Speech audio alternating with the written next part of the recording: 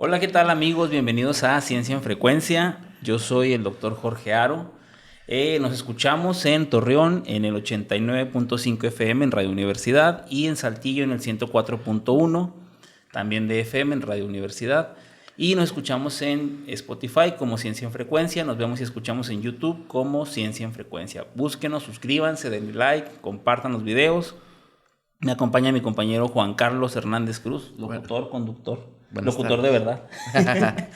Y nos acompaña el día de hoy la doctora Violeta Rodríguez, infectóloga, experta en infecciones. Doctora, bienvenida. Hola, ¿qué tal? Muchísimas gracias y mucho gusto de estar con ustedes. No, pues al contrario, doctora. Gracias. Doctora, pues para abrir el programa, para empezar, platícanos un poco, digo dos cosas, ¿no? Lo principal de ti, tu carrera, tu trayectoria, dónde estudiaste, dónde has estado.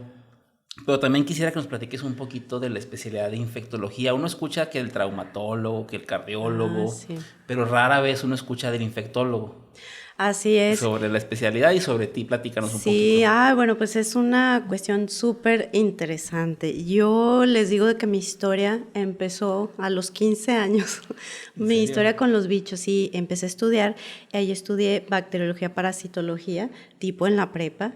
Yo soy de Lerdo, estudié en el Cebatis 4 de Lerdo, entonces ahí empecé a cultivar bacterias, conocí estos microorganismos, empecé a aprender de virus, del VIH y bueno, fue una maravilla y me enamoré de ahí, a la Facultad de Medicina de aquí, a la UAC. A la UAC, Lobos también, somos Lobos. A la UAC. Eres orgullosamente de aquí, sí, bueno, sí, de aquí, claro. Entonces, pues igualmente ahí, ¿verdad? De microbiología, empezando a hacer proyectitos de investigación de estudiante, verano de investigación y luego biología molecular. Les digo luego que yo ahí me salté, yo no hice servicio social, soy prófuga del servicio social de medicina. Les digo qué risa. Yo me puse a hacer PCRs, o sea, ahora sí que compartimos. ¿Pero dónde? A ver, doctora, platícanos. Esto hice un año de servicio social en investigación, en medicina.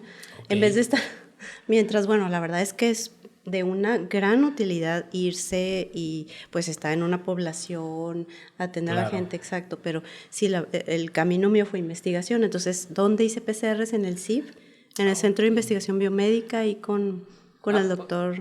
Pues ahí trabajo yo. Pues allí, o sea, ahí estuve y bueno, mientras los demás estaban tomando Papá Nicolás, bueno, no es por decir así, yo estaba luchando para obtener mi DNA, sí, está bien, está mal, la PCR, bueno, no, esta vez sí. Entonces, del virus del papiloma humano. ¿Con Argüello o con Pablo? Sí, con el doctor Pablo Ruiz también me dio clases, claro. Pero estuve en ese momento, hace unos pocos años, era el departamento dentro del CIB de inmunología o VIH-Sida. Entonces ahí estuve y bueno, genial. No, una maravilla. Y también ahí pues me enamoré de la biología molecular y bueno, sí. Estuve haciendo PCRs del virus del papiloma humano, que ya sabemos ahora que causa cáncer y que es prevenible por la vacuna, dicho sea de paso. Y bueno, el impacto que todo esto tiene, ¿no? Las infecciones como causa de cáncer, ahorita lo acabamos de comentar. Ya me dediqué, estaba entre la disyuntiva, ¿no? De irme a investigar, o sea, así básico o clínico, ¿no? Los dos grandes caminos. Finalmente empecé residencia en medicina interna, la terminé. Y de allí les digo que soy un poco un ente raro porque habitualmente el infectólogo, como lo comentamos, es el especialista en infecciones, de todo, ¿no? Yo fui un poquito distinto. Terminé medicina interna, que son 4 años, vamos contando, 7 más 4. Entonces, después de ahí me fui directamente al DF, a nutrición, al Instituto Nacional de Nutrición Salvador Subirán, y ahí estuve un año haciendo una alta especialidad en VIH-Sida. Entonces me fui directamente. ¿Y qué año de era, allí? Perdón? Eso fue en el 2006, 2007. Y terminé esa alta especialidad, me brinqué ahí al ladito, al INER, que todo el mundo escuchamos del Instituto Nacional de Enfermedades Respiratorias, ahora por lo de COVID, ¿no? Que fue el primer paciente de COVID. Y allí estuve yo también en el CIENI, que es el Centro de Investigación en Enfermedades Infecciosas. Bueno, son cosas de México, de una maravilla de institutos, de lugares donde se estudian los virus. Bueno, wow. Entonces, allí estuve un año haciendo otra alta especialidad en enfermedades infecciosas, pero en pulmón. Entonces me especialicé en eso y bueno, ya de ahí en resumen, me fui a España, hice en la Complutense virología. En Madrid, en la Universidad Complutense de Madrid, me dediqué a la virología. Entonces, pues ya para variar, ¿no? Ahí estuve haciendo también infecciosas, que allá se conoce como enfermedades infecciosas. Y por eso habitualmente yo me digo a mí misma como especialista en enfermedades infecciosas, porque no es igual a la infectología de aquí. Aquí el infectólogo hace 4 años de medicina interna y luego 2 años de la especialidad. Está viendo muchos enfermos con todo tipo de infecciones. Y yo pues bueno, lo hice pues así como más desglosado y pues también ahí mismo me especialicé en hongos. O sea, también soy micóloga hoy. Bueno, entonces, viróloga, eso fue, sí. Pues qué orgullo todo lo que has estudiado, que seas egresada de la universidad. Todos aquí, todos aquí somos de universitarios. Universitarios. Pues, no, pues entonces, qué padre que estás en casa, ¿no? Y lo importante de cuando estás en prepa, que te haya nacido esto, que un maestro luego tenga esa paciencia de enseñar bien la carrera, que enamore a otros y que ahora te tengamos aquí con todos esos conocimientos que tienes, pues qué padre, ¿no? Muchas gracias, es que es algo... Por eso decía yo, a los 15 empecé entre las ollas y los medios de cultivo y empecé ya está, y yo mismo haciendo experimentos y claro, entonces era así como que wow, y existe ahora un mundo. Y con la pandemia sí, o sea, digo, bueno, es que yo digo, ¿por qué entendía tantas cosas de todo lo que yo hice, por la manera en que lo hice, que dije, Dios mío, qué mal que lo diga, pero siento que lo entiendo. En medio de la pandemia dije, qué increíble, es algo fenomenal. Nunca perdamos esa curiosidad. Claro, la curiosidad científica, ¿no? Claro. Que no es exclusiva de los que hacemos ciencia básica o los que hacemos protocolos de investigación. Es que eso es bien importante y yo lo digo, pero con unas ganas, porque parte de decir soy un ente raro, porque la eterna discusión, los básicos y los clínicos. Ustedes ven pacientes y nosotros vemos experimentos. O sea, que cargas virales, no, yo no entiendo nada. Bueno, yo estoy a la mitad, entonces les digo, o en los dos mundos, ¿no? Claro, entonces eso a mí me parece una maravilla y por eso digo, soy un ente raro. Entonces siempre, desde hacer la PCR lo entiendo, desde el cultivo, a veces soy como, digo, un detective. Hace poco me decía una paciente, es que qué increíble, es que doctora, es como una detective. O sea, yo me meto a la cocina, voy al micro con el químico que es mi brazo derecho, o sea, que ha crecido, ¿no? Pues vamos a ver, y mira, ¿qué parece esto? Vamos a ver al micro, o sea, ya pitó el hemocultivo, vamos a ver qué es, vamos a hacer el gramo, o sea, todo eso acelera el proceso de identificación de los microorganismos. Entonces, bueno, yo estoy fascinada, todavía, cada día. Doctora, adelante. No, es que yo le escucho hablar y yo también ya quiero estudiar. Bueno, ya quiero, es que la veo tan emocionada, doctora. El entusiasmo se contagia. Sí, la verdad. Es que es increíble. Aquí el doctor generalmente hace las preguntas más de corte científico, porque él es también científico en el área médica, nosotros en el área social. Y yo casi siempre hago las preguntas que van más a que nos... En términos más la gente en general pues puede entender. ¿Qué hace un infectólogo o un especialista en enfermedades infecciosas, que hay esta diferenciación, ¿no? Sí, el infectólogo habitualmente es el que es un médico que ahora con la pandemia, bueno, o sea, por favor, es necesario que haya más infectólogos. Es alguien que ha hecho medicina interna. Habitualmente, si es del adulto, pues es del adulto. Puede haber pediatras. Hay pediatras que también son muy necesarios en infecciones de todo tipo en los niños. ¿Cómo infecciones? Pues es cuando hay fiebre. Casi siempre una infección hay fiebre y a veces lo detectan otros médicos. Entonces no es que directamente lleguen con el infectólogo, pero eso, cuando ya hay un proceso más complicado que se necesite, pues hay que definir cuál es el nombre y el apellido del que está causando la infección, para así definir qué arma vamos a usar para combatirla, porque hay armas distintas. Y esto nos lleva a considerar que estamos viviendo que muchos de los microorganismos ya están haciéndose resistentes a las armas que tenemos. Entonces tenemos que cuidar. Claro, entonces ahora se están buscando virus que infectan virus para que infecten bacterias para que las maten, porque los antibióticos los estamos usando muy mal todos, desde no automedicarse a las personas es un mensaje importante porque después no vamos a tener con qué combatir. Entonces por eso es tan importante el especialista en enfermedades infecciosas o el infectólogo. Yo no hice infectología como tal, yo hice pues varios años que en general cuento que fueron, ya ni sé, uno como 20. Pero luego, bueno, entonces en España, curiosamente en España no hay la especialidad de infectología. O sea, ahorita se está pugnando por crear, entonces yo lo hice tipo allá. Entonces, pues bueno, por eso digo especialista en enfermedades infecciosas del adulto. Claro. Pero eso es lo que ve el especialista en infecciones o infectólogo en México y súper necesario. Es un especialista que aparte se especializó en eso. O sea, su especialidad. Doctora, para la gente que nos está escuchando y para la mayoría de la gente que, digamos, la percepción muy generalizada de una infección es bacteriana. O sea, uno piensa en infección o cualquier persona que le preguntes es, pues hay una infección, dale un antibiótico. Así como en términos muy, muy generales, muy básicos, explicarnos la diferencia entre bacteria, virus y hongo, que son, digamos, los 3 entes que nos pueden causar infecciones. Claro, bueno, es que eso que dices, qué excelente pregunta, porque eso nos lleva a considerar muchas cosas. Una infección, pues es algo que da fiebre habitualmente, pero sí, no todo es por bacterias. Entonces ahora vamos terminando, bueno, ya se me hace muy, no sé, el tiempo muy largo de que terminó una pandemia por un virus. Sí. Entonces, el hecho de dividir a los microorganismos, es decir, lo que no podemos ver a simple vista, como decía, hay una frase del Principito que me encanta, que dice que lo esencial es invisible a los ojos, no podemos ver más que con el corazón. Entonces eso a mí me hace conexión con mis bichos, de que no los podemos ver a simple vista. Entonces eso hace que en un momento dado una persona la invada algo que puede inhalar, algo que puede comer, todo el mundo que dice, no, pues sí, tengo una infección tifoidea, etcétera, pero hay que definir qué tipo es.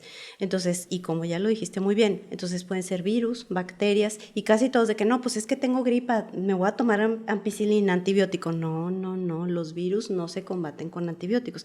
Igual que hay diferentes tipos de microorganismos que causan infecciones, o sea, bichitos, hay diferentes tipos de medicamentos. Entonces, hay para bacterias, que son los antibióticos que todo el mundo conocemos, ampicilina, ceftriaxona, todas esas cosas ahí que luego se estuvieron dando mucho en COVID, que es un virus, y que hagan de cuenta malamente que no les hacía nada, porque, bueno, nosotros habitamos un mundo, hay un universo, pero les diré que otro universo nos habita. Estamos llenos, nuestro material genético tiene un 8% de virus pegados, de retrovirus. Eso, bueno, es genial. Entonces, nos habitan miles de millones de bacterias que conforman como un ecosistema. O sea, tenemos una jungla, adentro una jungla que nos ayuda, que hasta nuestro sistema inmune nos ayuda, hasta el cerebro, una serie de cosas que ahora está muy de moda, microbiota, la palabra microbiota. Entonces, si yo doy un antibiótico con el cual mato bacterias y yo no lo necesito, pero bueno, me estoy automedicando, estoy matando parte de mi sistema inmune más importante que habita en el intestino. Ese es la bacterias buenas. Las bacterias buenas que están ahí, o sea, no todas son malas. No, ¿verdad? Claro. De hecho, cuando estas bacterias buenas se mueren o uno no las alimenta adecuadamente, es cuando llega la mala y se aprovecha y entra. Que puede infecta. Eso es lo mismo, es causar una infección. Es muy importante. También nosotros, de manera normal o natural, tenemos virus. También ya se ha visto, de hecho, algo más pequeño que los virus, que todavía estamos muy así en pañales, a ver qué es, pero claro, tenemos virus también. Uh-huh. Y hay ciertos hongos, por ejemplo, hay un honguito ahí que vive en la saliva o en el intestino, en las heces, y de hecho, bueno, es que la cuestión ha llegado a tal forma de que hay en las heces personas que las donan porque tienen bacterias tan buenas que les ayudan a otras a que si han perdido sus bacterias buenas, como sembrárselas en su intestino. O sea, hay trasplante de heces porque combaten infecciones muy graves. De hecho, bueno, hace poquito de entre los personajes que André Marín, tuvo un trasplante de pulmón, ¿no? Una infección por Clostridioides difficile, bueno, ese es un término raro, pero uno que causa diarrea en pacientes que tienen muy agotada esas bacterias buenas del intestino. Yo les digo que es como una alfombra que recubre, imagínense todo el intestino que lo recubre, y si esa alfombra se rompe, por ahí se meten las bacterias malas, que pueden ser a veces de otro sitio, de un sitio del cuerpo que no corresponde y van a otro, por ejemplo, del intestino que se metan a la sangre, eso o así. Entonces, él tuvo un trasplante de pulmón, una cuestión muy complicada con las defensas. El sistema inmune es una maravilla, o sea, aparte, pero el sistema inmune, parte de equipo es el microbioma, estas bacterias, que pesan más o menos entre medio kilo y 2 kilos en general, de un adulto, cuerpo. Claro, entonces un universo nos habita, hay que cuidarlo, y ahora la salud es no solo de nosotros como un ser humano,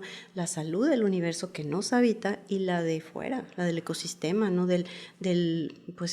Ahora con el cambio climático y todo, esa es la salud universal. Qué impresionante, porque sí, impresionante. En general, siempre que escuchamos bacteria o virus, pensamos en algo negativo, ¿no? O sea, al menos las personas, en un sentido común, ¿no? Salvo pues ustedes que ya conocen, pero las personas, en la generalidad, pues pensamos virus, bacterias y algo negativo, ¿no? Qué impresionante lo que nos estás platicando. Doctora, quisiera preguntarte, ya aprovechando y a reserva de meternos en problemas. Le encanta. Todos los productos estos que venden, no voy a decir marcas, pero que traen probióticos vivos, que ayudan a la reparación de limaramente le llaman flora intestinal, pero es un término que entiendo no está bien empleado. No, es microbiota. Sí, antes sí se denominaba flora, porque era así como que pues la flora y fauna, no sé, pues no es flora, fauna, pero bueno, sí, así es, tal cual lo dices, ahora ya se conoce más como microbiota microbioma. Y casi más representativo es la intestinal, pero al mismo tiempo también es como, pues a veces hay alguien que muchos pacientes me llegan con un exudado ahí, no, es que me lo hice porque tal, y me salió, pues es que un Staphylococcus epidermidis, pues es una bacteria que vive en la piel, por ejemplo, de hecho se llama epidermidis por piel.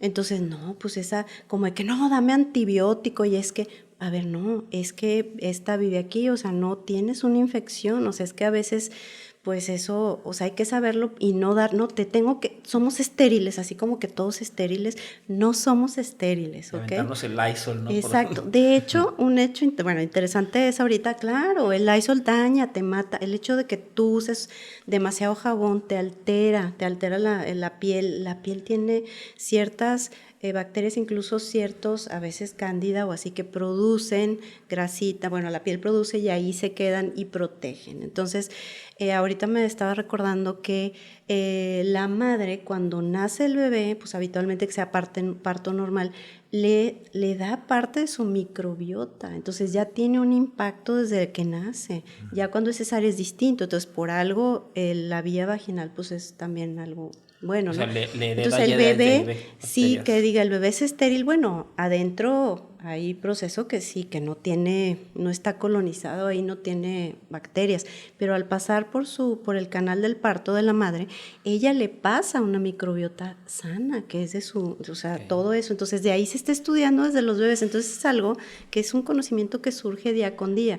De hecho, ahorita están los prebióticos, que también, hablando de los productos, los prebióticos quiere decir que son cómo alimentamos a esas bacterias. Los probióticos se supone que son las bacterias.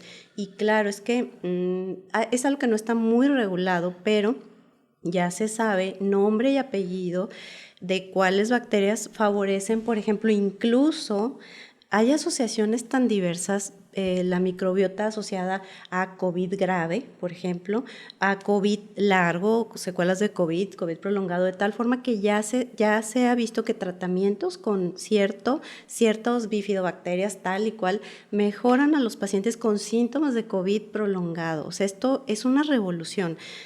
A mí, sobre todo el detalle que me gusta mucho recordar son los psicobióticos. O sea, los psicobióticos son también como probióticos, pero específicamente que sean bacterias que se han visto que ayudan a la secreción de serotonina. La serotonina, que hemos escuchado la mayoría, es un neurotransmisor asociado a pues al ánimo, a la felicidad, y cuando la serotonina está baja es como que, pues depresión, incluso muchos antidepresivos están asociados a subir la serotonina.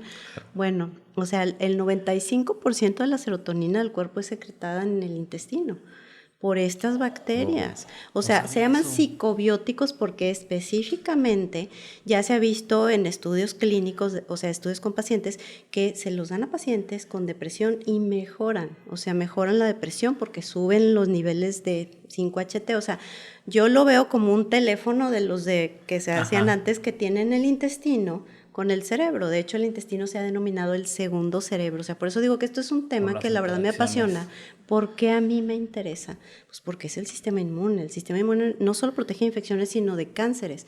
Claro. Come los cánceres. Entonces, si tenemos bien cuidado esa microbiota, vamos a ahorrarnos muchas enfermedades. Incluso hay una bacteria asociada al que no haya tanta azúcar alta o a la mejoría en el peso. O sea, todo esto es un impacto increíble, pero doctora, sí es un equilibrio, ¿verdad? O sea, vamos a recapitular porque es muchísima información. A ver, tenemos, hay que cuidar los productos. Prebióticos. Sí, los prebióticos es el alimento que está alimentando nuestras bacterias buenas. Exacto, y en general, ¿qué son? Pues toda la fibra. Que podemos saber, pues los alimentos sanos, o sea, todo lo que tenga fibra, pues avena, todos esos alimentan a esas bacterias. Y luego los probióticos, estos productos que venden en el supermercado, yogurts y estos, está medio, pues veremos, son relativos. El Yakult, que bueno, les gusta mucho a los niños, pero es una cantidad muy pequeña, no les hace daño, está bien, o sea, pero no es aparte como con un montón de azúcar. Es como si se imaginan estar, exacto, ese es el punto, y pues también lácteo y todo.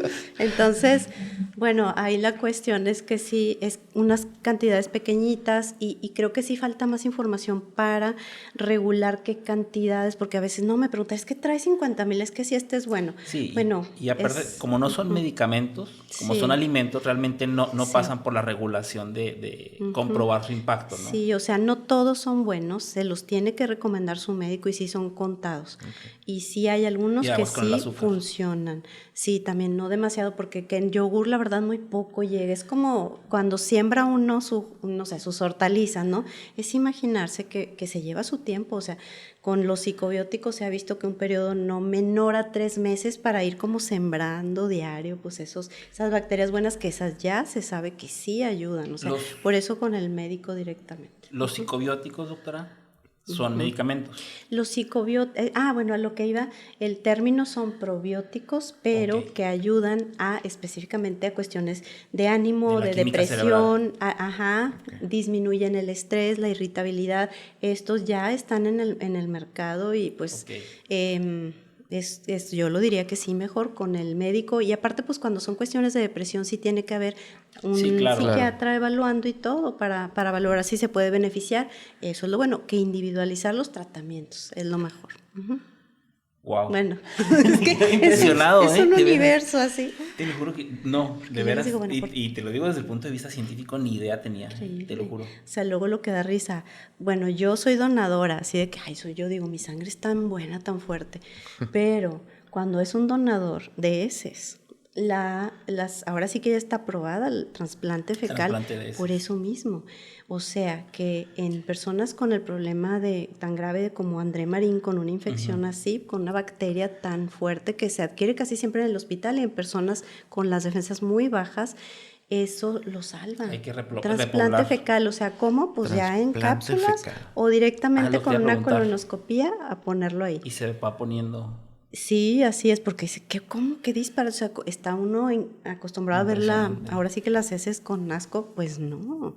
O sea, guau, que sea un buen donador de heces es una maravilla. Eso define. Quedan muchísimos temas. Sí, ¿verdad? Y apenas pero todo es de lo mismo, o sea, sí. Y estamos a punto de terminar, porque queremos preguntarle algo que yo creo que se va a llevar mucho tiempo, pero aprovecho. Antes de entrar al COVID, Sí. Sí, no, es que aprovecho para decirle, la doctora tiene muchos años de estudios y los médicos se la pasan muchos años estudiando, vayan con su médico, sí, porque claro, lo que nos está diciendo es que a veces nos automedicamos y matamos virus o bacterias que son importantes para que nuestra salud se regule y estemos bien. Entonces, no hay que automedicarse, vayan con los que estudiaron y se pasaron mucho tiempo estudiando y con los expertos. Y con los expertos, ¿no? O sea, no pierden mucho tiempo y les va a ayudar mucho. Sí. Entonces, nada de que ahí tengo mi guardadito de ampicilina, ¿me lo he hecho? No, si es una enfermedad viral no va a hacer nada y va a provocar una disbiosis, o sea, una alteración en las bacterias intestinales. En el segundo bloque, doctora, queremos platicar de el futuro desolador. Yo lo platicaba en otro programa, no recuerdo con quién platicábamos, de que en 20 años hemos tenido 3 pandemias. Tuvimos H5, la H1 y el COVID, y las 3 zoonóticas, que vienen de animales. Ahora por ahí se vislumbra, no con las mismas características, pero un virus del mono. Y lo más probable, y según el comportamiento humano, se vienen muchas más. Pero yo hablaba con mis alumnos que a mí, desde el punto de vista, desde mi trinchera, realmente lo que más me preocupa son las superbacterias. Más que los virus zoonóticos, más que los virus que vienen de animales mutados, etcétera, las superbacterias superresistentes. Yo lo he visto en el laboratorio de antibiogramas con resistencia a todo. O sea, para que lo estén escuchando, un antibiograma es como una radiografía a la bacteria para saber a qué antibiótico es resistente. Bueno, tenemos antibiogramas con resistencia a todo. O sea, que de primera, segunda, tercera generación no les hace nada. Sí. ¿Y ya han infectado? O sea, Sí, infectando gente. Sí, o sea, no hay nada que darles. Eso nos coloca en la era de la previa a la penicilina, que fue así como que lo que salvó de tantas infecciones a millones de personas. De tantas muertes. En unos 25 años de esta puede ser la causa de muerte de miles de personas. O sea, lo que era simple. Es una probable, sí, es lo que se prevé. Entonces ahorita tenemos que ir con el médico para que nos indique antibiótico e incluso entre los médicos hay ciertas parámetros a seguir, cuándo sí, cuándo no. Exacto. Ya me deprimí, pero vamos. Vámonos a corte. Vamos a un corte y bueno, pues mientras hay que disfrutar la vida. Vamos a corte y regresamos, doctora, con esos temas tan interesantes.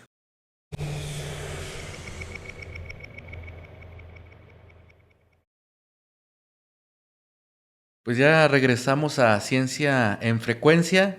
Les recordamos que nos escuchamos a través de Radio Universidad en Torreón en el 89.5 y en Saltillo en el 104.1. En Spotify nos encuentran como Ciencia en Frecuencia y también en YouTube nos vemos y nos escuchamos como Ciencia en Frecuencia. No olviden darle like y compartir los videos. Nos encontramos con la doctora Violeta Rodríguez, infectóloga. Y bueno, doctora, pues muy interesante el primer bloque de este programa. Aprendimos mucho, pero quisiera que nos hablaras un poquito acerca de tu experiencia en el equipo de respuesta que hizo frente al COVID. Ay, pues tuve la fortuna de coincidir con un equipo, fabuloso, pues al frente de la respuesta contra el COVID del estado de Coahuila y bueno, lo digo y lo que más recuerdo con tanta satisfacción, que fuimos el primer estado de la República que, a lo mejor no con tanta satisfacción de parte de muchas personas, pero que puso el cubreboca como obligatorio ante un virus respiratorio. Entonces, sin duda, y cada vez está más evidenciado que esa es la manera de prevenir cuando, pues en esos momentos y que no sabes qué es lo que está pasando. Y ahora hay que seguirlo usando siempre que se acuda a algún hospital o unidad de salud, sobre todo pues, quienes tengan las defensas bajas. Eso, fue algo, coincidimos muchos, otra infectóloga, Angélica Díaz, Lorena Rodríguez, otra infectóloga pediatra, Ramsés, todo un equipazo pues liderado por el doctor Bernal, que también, aquí, guau, que coordinó todo, pues se logró publicar 2 libros, o sea, el Estado en general se dejó guiar por la ciencia, entonces fue sin duda, es lo que yo digo, o sea, la política dejarse guiar por la ciencia, cosa contraria a nivel nacional que estábamos viendo que no sé, que los cubrebocas no, que el poder de las estampitas, o sea, mientras nosotros estábamos haciendo conferencias con los grupos. Yo hablaba con mis colegas en España cuando empezó, bueno, ellos nos llevaban unos 3, 4 meses. Si es que estamos viendo un tipo de neumonía, todavía no había casos aquí. Entonces ya nos estaban alertando, teníamos Zoom con ellos de que vemos unas neumonías, están jóvenes y es que no sabemos. Y bueno, todo eso lo transmitíamos, entonces íbamos al frente de eso. Se tuvieron conferencias con países que también iban al frente, Corea, Francia, Italia, bueno, una experiencia increíble de verdad y bien difícil porque no es algo... pues nunca habíamos pasado algo así, terminar, así tan rápido, tantos muertos, tantas empresas cerradas y... Todo un impacto desde el punto de vista humano, social, económico, bueno, espiritual, ¿no? Es que todo fue una revolución y que, bueno, afortunadamente debemos estar seguros que sí aprendimos muchas cosas y eso sería frente a la siguiente pandemia, porque la pregunta no es si va a haber una, es casi cuándo, que puede ser cuándo desde este momento hasta... Sí, claro, y es muy probable, ¿no? Es muy probable que venga una. Doctora, antes de irnos al futuro, vamos un poquito al pasado, por ahí por los años 80. Hubo un virus que cambió al mundo, que también en ese momento se pensaba que era algo pasajero, que era una maldición para cierto grupo de personas. Luego se agudizó en los 90s, en los 2000s. Hoy ya se ha controlado un poco, hablando del virus de inmunodeficiencia humana, en el cual también eres experta. Claro, es que... Platícanos un poquito acerca de este virus. Casi creo que yo digo... Tan extraño. Claro, y es que todo esto es cuando uno no sabe cómo su trayectoria en la vida lo puede posicionar para otros retos. Pero eso es como si de la mano me hubieran llevado mis propios pacientes, porque yo digo que yo vivo con VIH porque lo vivo de la mano de mis pacientes. Entonces fue una enseñanza, una preparación para la pandemia, o sea, curiosamente para COVID-19, porque había cosas que yo aprendí de eso que me ayudaron a ver, a identificar, o sea, la formación en virus, que es algo, los virus son difíciles de entender porque son los seres más pequeños, que la discusión que si están vivos, que si no. Entonces el VIH, ya estamos contando, el 5 de junio, pues fue el otro aniversario de la publicación, estamos hablando ya de 43 años, entonces ya ahora es un cambio de paradigma. Antes, hace 40 años, todos era como, ¿sabes qué? En un año, sin medicamento. Exacto. Entonces, ahora mismo eso ya no lo es. Entonces, ahora con la pandemia sí hubo mucho, pues todas las cuestiones de salud se retrasaron y hay que volver a enfocarnos un poquito porque ya hay tantas maravillas de, bueno, prevenir con una pastillita o con una inyección que se pone cada 3 meses. Bueno, es que no acabamos. O bebés, o sea, un paciente que se diagnostica con VIH, ¿cuánto vive? Es la pregunta todavía. Claro. ¿Vive lo mismo que si no tuviera VIH? Sí está con tratamientos. Es un impacto que si ya están con tratamiento, que son antivirales, y eso, fíjense que nos sentó mucho. Yo me acuerdo mucho de Anthony Fauci, que es él en un instituto de Estados Unidos, el NIH, como de los de investigación más renombrados. Él estudió mucho lo del VIH y fue el director de allí, entonces coincidíamos de que es que los que conocemos y estudiamos al VIH veíamos, es que COVID se parece un poco, yo lo digo aún, se parece, sí, porque causa tanto desastre, no es una enfermedad respiratoria, es una enfermedad que afecta a todos los vasos sanguíneos. El VIH afecta a todo el cuerpo, es sistémico. Y también, o sea, son similares porque alteran el sistema inmune. COVID afortunadamente no de una manera tan grave, y el VIH es lo que hace. Entonces ahora con los antivirales es otra cosa, o sea, un paciente ya vive como si no tuviera VIH, puede tener bebés, puede hacer yo tenía maestros buenísimos, un español, otro alemán con VIH, bueno, eran pues como brillantes, o sea, Ya ahora se acaba de curar otro paciente recientemente con un trasplante de médula ósea, que son procedimientos para cáncer, no es algo que se pueda hacer a cualquiera, que luego lo platicamos, pero hay tantas cosas buenas para prevenir a alguien que no tiene VIH, que su pareja sí tiene, y la otra es que si alguien toma medicamentos para el VIH y el virus está tan bajo en su sangre, ya no lo transmite, o sea, tratamiento... A niveles indetectables. Sí, y me encanta por la frase que muchos que escuchen, indetectable es igual a intransmisible. O sea, tomando bien el tratamiento, habitualmente 6 meses y ya no se transmite. O sea, pueden tener hijos, sí, y no transmitir. Y no transmitir. Y bebés sanos que, o sea, que nacen de su mamá, de su mami, que si se detecta que tiene VIH, el bebé nace sano. ¿Sí? Si la mamá no se da cuenta. Sin el virus, sin presencia del virus. O sea, sí, sin VIH. Okay. Si por eso es importante que este mensaje, me interesaría en particular, que todas las embarazadas se hagan la prueba de VIH, ¿sí? Porque si se da medicamento, todos los bebés nacen sanos. Sin embargo, si yo tengo VIH, no me doy cuenta, estoy embarazada, tengo al bebé, un volado. O sea, es decir, posiblemente hasta el 50% puedan tener VIH. Entonces, hay que hacerse la prueba cada trimestre de preferencia, y el tratamiento previene. Ese es el punto. O sea, hay tanto ya que tratamientos inyectados cada 3 meses para prevenir y para tratar. Es todo un mundo, y afortunadamente en México hay muy buenos antirretrovirales. O sea, eso sentó las bases de los antivirales para COVID. De hecho, para COVID, para el antiviral que existe, que es Paxlovid, se utiliza uno que ya se conocía para el VIH. Entonces, el conocimiento que se tenía de esta pandemia de VIH, SIDA, que bueno, SIDA no como término despectivo ni mucho menos, sino como término médico, todo ese conocimiento nos sirvió para entender el COVID. Eso es una maravilla y sigue siendo de utilidad. Uh-huh.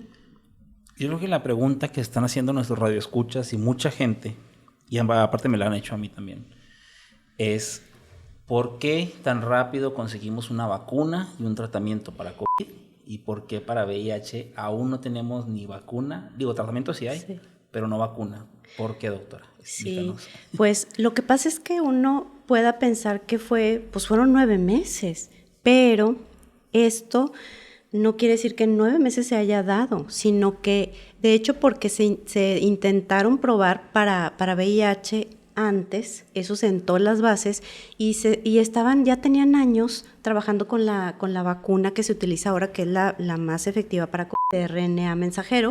Ya tenían años trabajándola para cáncer, incluso para VIH. Entonces, por eso fue que se llegó a algo que parecía tan rápido, pero ya había como muchos científicos en todo el mundo, miles, trabajando en eso cuando llegó la pandemia. Entonces, justo fue así que se tuvo el material genético del COVID, del SARS-CoV-2, y se intentó con eso que ya tenían años. Y todo ese conocimiento de años de VIH, de los medicamentos, nos sirvió de base. Vamos a probar con tal cual. Y eso sirvió para que se pudiera pensar que fuera rápido, pero no fue así. Son años de tecnología de esa vacuna. Y la similitud de los dos virus es que mutan muchísimo. Y el VIH no hay vacuna justamente por eso. Hace poquito había una mosaico que se intentó, tenía muchas esperanzas, pero va a haber pronto. Yo creo que por ahí ya el tiempo se acorta, no es mucho tiempo, pero no fue rápido, fue algo, es como cuando dicen de que estamos sobre hombros de gigantes, sí, porque pareciera que se empezó, pero no, fue una tecnología que ya se tenía años trabajando, que se montó lo del COVID y bueno, justo el pero de la vacuna de COVID es también esa, que como sigue mutando, por eso hay que ponerse refuerzo, lo mismo que la de la influenza, que cada año, porque mutan quiere decir que cambian porque se hacen combinaciones, entonces se quiere llegar a una vacuna que ya no se necesite poner cada año, eso sería lo ideal. Y una vacuna nasal sería aún mejor porque protegería de la infección y no de la gravedad. Ahorita las vacunas que tenemos protegen para gravedad, no para la infección. O sea, ese es el punto.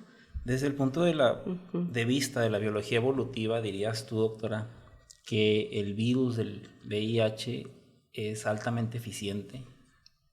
O sea, para sobrevivir, digo, no lo hemos podido erradicar.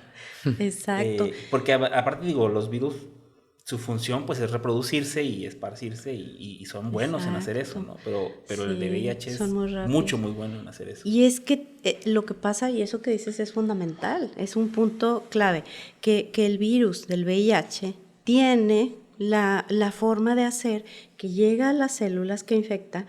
¿Y qué hace? Se mete a su material genético. Tiene una cosita que, de hecho, es la integrasa que va y se hace y se queda pegado. Entonces, chihuahua, pues ¿cómo lo sacas de ahí? Entonces, es por eso que no se cura. Cuando uno tiene una faringitis, pues es una bacteria, se da 5 días de tratamiento y ya, desapareció. Pero no es que la bacteria se meta ahí, hay formas de, no es que algunos incluso creen que no están vivos, o sea, evolucionan y se llegan a mecanismos para seguir reproduciéndose. Entonces, parte de que esté ahí dentro es por eso que no se ha curado. O sea, si alguien deja de tomar los medicamentos antivirales para el VIH, pues el virus sube. Entonces, ahí hay muchas consideraciones muy interesantes de que todos los virus tienen una cosita como un velcro, que es un receptor en las células. Uh-huh. Y hay personas que tienen una mutación que no tienen el receptor, entonces el virus no tiene dónde pegarse. No lo tienen y no se infectan. Pero estamos hablando de menos del 1%. Entonces, claro, eso sí, a alguien que se le ocurrió a un paciente, al paciente de Berlín, que fue el primero curado de VIH, pues este paciente en el año fue 2007, por ahí, es un chavo joven que tenía VIH, iba muy bien del VIH con sus medicamentos, pero bueno, resulta que fue a Alemania y ahí se pone mal, le detectan una leucemia, pues como a cualquier persona le puede dar otra cosa. Entonces le tratan la leucemia, tienes que hacer quimioterapia. ¿Qué es la quimioterapia? Pues son medicamentos que matan a las células malas, pero no solo matan a las malas, matan a todas, entonces por eso hay tantos efectos. Entonces lo que pasó es que le hicieron un trasplante de médula ósea después de matarle todas sus células de alguien que no tenía el receptor. Entonces, ¿qué pasó? Pues que ya el trasplante fue muy bien y claro, eso es un proceso de vida o muerte porque pues están muriendo el paciente, o sea, no se puede ofrecer a alguien, ¿no? Entonces, él vivió y se curó, ya el VIH ya no había, exacto. Pero esa fue una serendipia, o sea, no sabían eso que ese trasplante... pero ahí el médico se le ocurrió, pues es compatible y tiene esta mutación, y eso fue en Berlín, ¿verdad? En Alemania, donde hacen, pues, muchos estudios. Entonces, eso no se puede ofrecer y ahora hay un caso muy reciente, muy parecido, con lo cual, pues digo, ya se saben más cosas y hay que ver algún medicamento que entre más profundo y lo corte al virus o así, pero bueno. Sí, de hecho, hoy el enfoque con las vacunas es precisamente la edición génica, ¿no? Platícanos.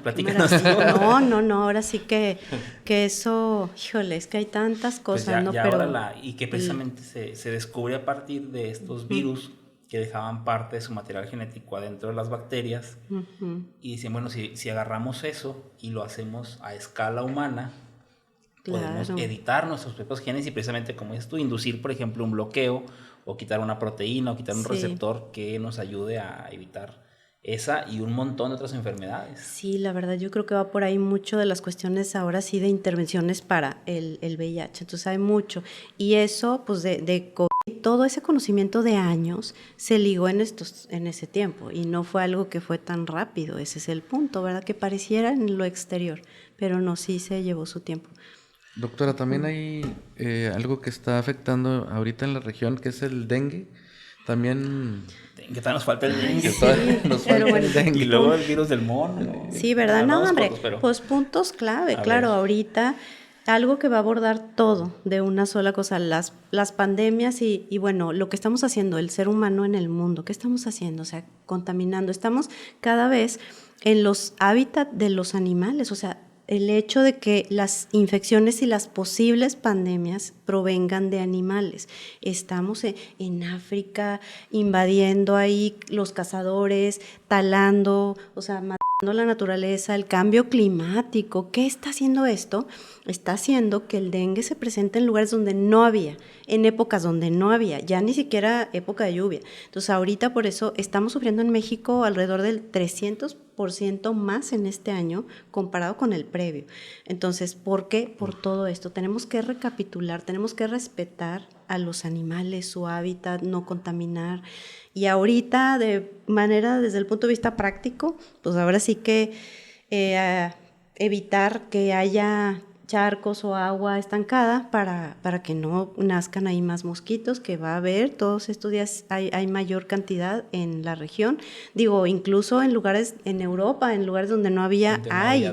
Hace poco acaba de tener una crisis Brasil, Argentina, varios países que la Organización Panamericana de la Salud, oigan, es que esto está muy grave.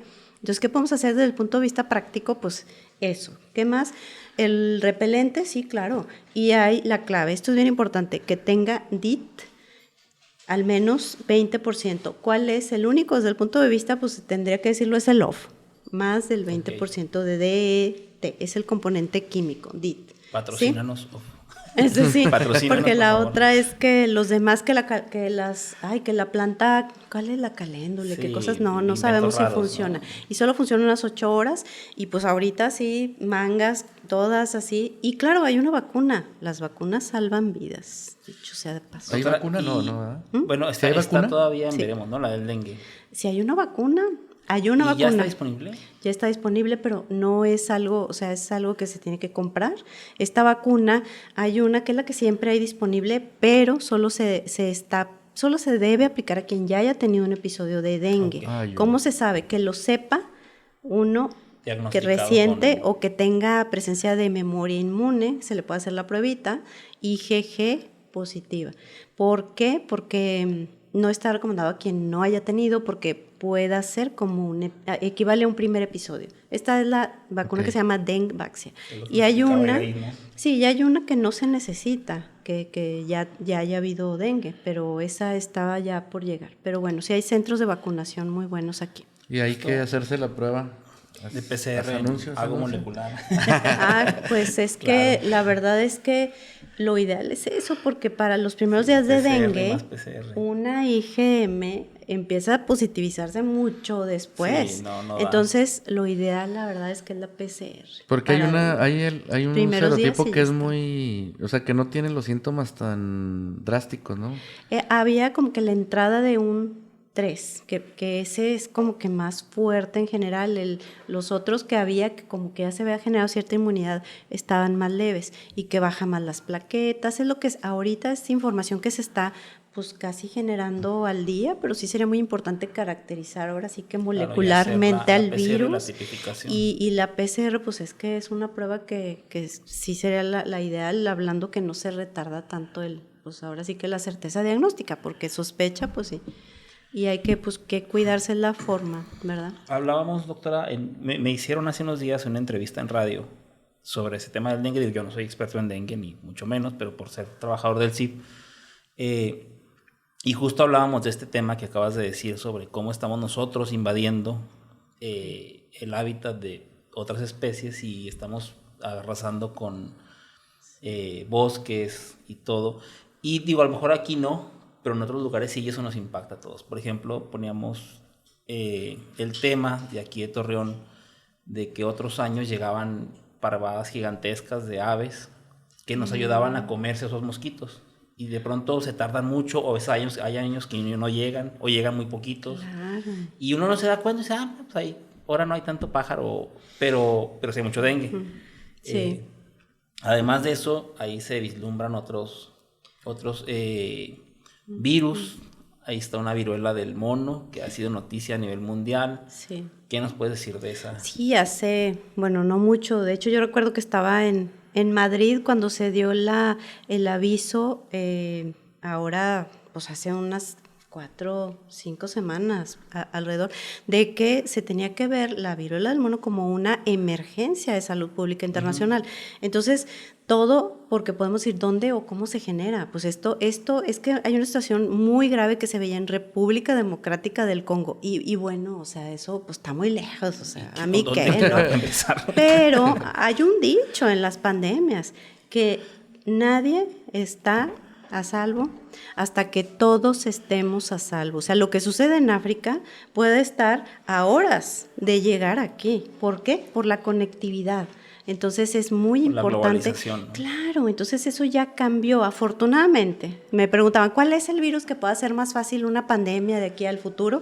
Pues es un virus que se transmita por la vía más fácil, que es la vía respiratoria. Entonces, hablando de la viruela del mono, este es un virus que es importante saber que sí, hay casos graves en la República Democrática. En México no se ha visto que haya un caso de este nuevo virus porque no es el mismo que había o que emergió en 2022. Este nuevo virus se dio la alerta porque vieron ahí localmente que afectaba a niños, pero ¿cómo niños? O sea, como que era un virus que se transmitía más fácil, más rápido, o sea, por estar en la casa. Entonces ingresaron muchos bebés con viruela del mono. Eso, y sospechando, pues era un virus diferente, o sea, hubo mutación de ese virus, entonces ya se conoce como un virus diferente. Entonces, eso fue lo que alertó. ¿Y de qué? Pues era un grito de ayuda hacia allá, hacia África, hacia República, ayuden al Congo, ¿no? Ahí hablaba el papel importante de los veterinarios para ver todo eso en los animales y todo, ¿no?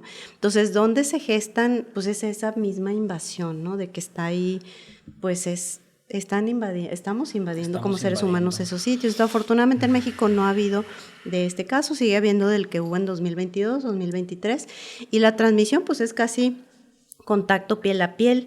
No se está seguro de si haya transmisión respiratoria, pero de gotitas cercanas sí. Entonces, contacto piel a piel básicamente. Entonces, ponerse una vacuna, pues sí, es recomendable, sería muy recomendable en quienes tengan riesgo. Sí, hay vacuna para la viruela del mono.